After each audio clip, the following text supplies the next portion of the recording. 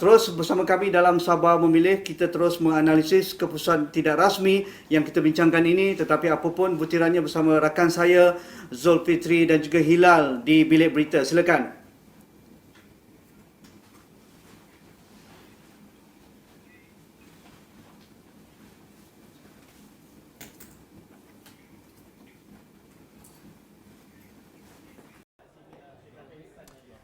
Official tu dokumen kawasan kerja Dengar Q abang, dengar. Maafkan saya, sorry.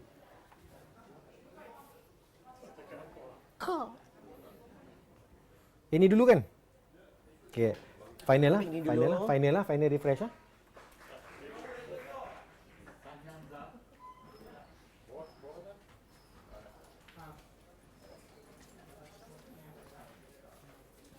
Zul tak ada. Saya tak ada earpiece. Hilal saja. Ya. Labuk je nanti aku boleh cerita pasal Dengar. background dia lah, Hilal. Hilal boleh dengar, yes. Hilal Okey. Okey, so I start dulu lah ni.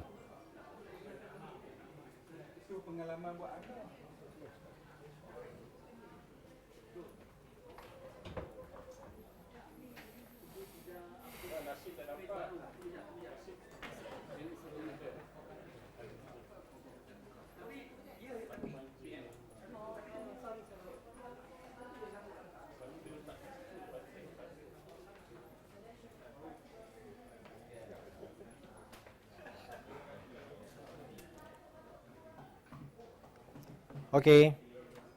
So ini akan terus kat I dulu ke? Siapa start dulu ah?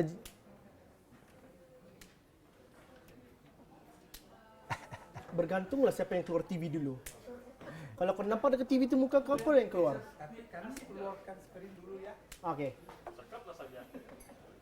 Oh, ini kaki Malina bukan skrin.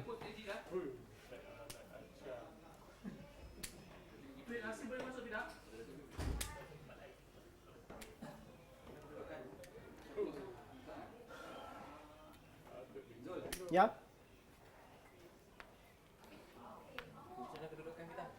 Setakat ini 28 GRS. Tengah tunggu arahan sekarang, Sab. Okey. Yang tu ambil ya. Tapi hang kena yang video hang tau. Jap. Tapi kau ada aku info aku ada. Info aku ada yang aku boleh bang. Mati.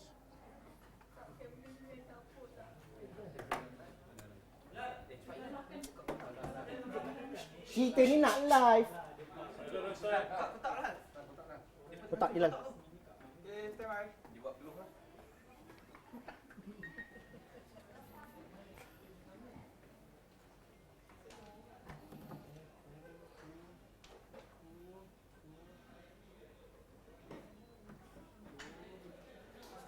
Ini data terkini, keputusan tidak rasmi kedudukan parti yang memenangi kerusi mengikut parti, dan juga ini adalah kami kumpulkan mereka mengikut gabungan-gabungan yang telah pun diumumkan ketika penamaan calon sebelum ini.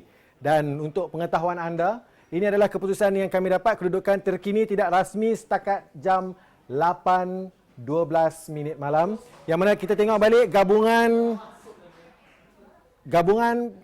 GRS, Gabungan Rakyat Sabah, berada di depan dengan jumlah kerusi 28, diikuti dengan Gabungan Warisan Plus 14 kerusi, dan lain-lain masih lagi kosong kerusi. Ini adalah kedudukan tidak rasmi setakat ini, setakat 8.12 malam. Dan kalau kita tengok balik pertandingan untuk merebut majoriti mudah 37 kerusi, masih lagi panjang jalannya. Kalau kita tengok balik sekarang ini, mungkin dari segi mengikut partinya, Warisan berada di depan dengan 13 kerusi, diikuti dengan Perikatan Nasional 12 kerusi, Barisan Nasional 11 kerusi, PBS 5 kerusi, Bebas 1 kerusi, dan PKR 1 kerusi. Zul. Ini adalah kedudukan tidak rasmi terkini, tetapi perlu juga kita ketahui SPR sudah mengumumkan 1 kerusi yang telah diumumkan secara rasmi. Ini diterima seawal sekitar setengah jam yang lepas, dan kami menerima maklumat yang begitu banyak sekali berkenaan dengan keputusan tidak rasmi,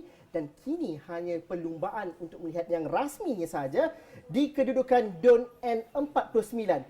Ini adalah kerusi pertama yang diumumkan oleh SPR buat kali pertama secara rasmi. N49 Labuk dimenangi oleh Samad bin Jamri daripada Parti Perikatan Nasional dengan jumlah undi 2,701 undi dan menang kerusi ini dengan majoriti 1,208 undi, menewaskan Dennis Tirantau daripada Parti Pertubuhan Kinabalu Progresif Bersatu APKO dengan 1493 dan telah menewaskan Abdul Rahman bin Kong Kawang yang bertanding atas tiket bebas dengan menggunakan logo kunci.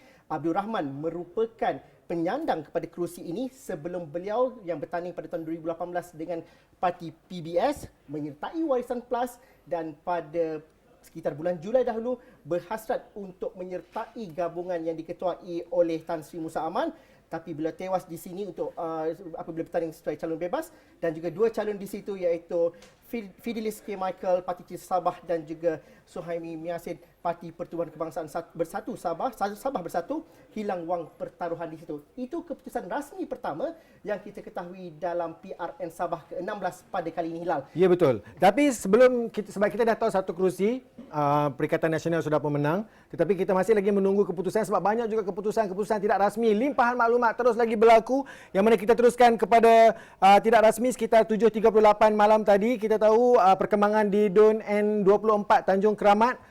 Rosdi Wasli dari Warisan, iaitu salah satunya calon amanah, mendahului dengan 917 undi dan pengiraan undi masih lagi berlangsung, diikuti dengan keputusan seterusnya dari Sulaman, DUN N12 Sulaman, yang mana Haji Ji Muhammad Noor pada ketika sekitar 7.45 pagi malam tadi. Berapa pagi pula kan? 7.45 malam tadi bersatu 633 undi berada di depan pada ketika ini.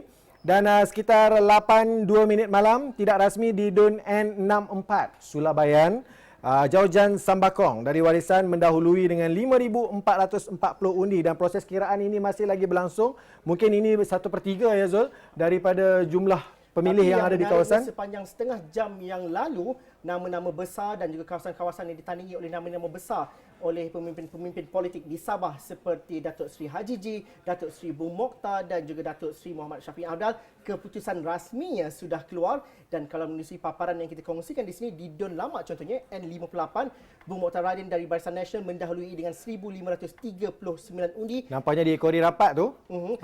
Sekuri rapat dengan saudara Muhammad Ismail Ayub dengan 1,163. DUN lama antara salah satu daripada 13 Dewan Undangan Negeri atau kawasan Dewan Undangan Negeri yang baru. Dan senalang kalau dapat Hilal kongsikan di situ. Ya, betul lah. Datuk Seri Muhammad Syafiq Abdal dari Warisan mendahului dengan 231 undi. Ini setakat 8.40 minit malam sebab kita tahu ini adalah kawasan zon merah. Mungkin proses berjaga-jaga dan SOP perlu diteruskan di sana. Mungkin itu antara perkara yang mungkin menyebabkan proses pengiraan undi ini juga mengambil masa. Baik Zul, kita akan berehat dulu seketika dan kita akan kembali lagi sebab kita akan kita masih ada masa lagi. Okey, kita ada masa lagi. Kalau difahamkan daripada laporan rasmi daripada SPR, ada satu lagi kerusi yang sudah diumumkan secara rasmi, tetapi dalam masa ini juga banyak perincian dan juga banyak pengesahan yang perlu kami lakukan kerana anda boleh mendapat limpahan maklumat yang pelbagai antara rasmi dan juga tidak rasmi, tapi yang sahih akan kami bawakan di astroawani.com dan juga di saluran 501 Awani. Ada dua kerusi, tapi yang satu itu saya rahsiakan dahulu.